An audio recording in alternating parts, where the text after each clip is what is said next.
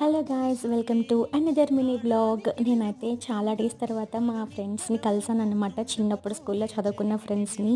నాకైతే చాలా హ్యాపీగా అనిపించింది. ఎప్పుడెప్పుడు ఈరోజు వస్తుందా అని చెప్పి ఎప్పుడు వెయిట్ చేస్తూ ఉంటానన్నమాట. మ్యారేజెస్ అయిపోయిన తర్వాత అంతే కదా, అసలు టైమే ఉండదు.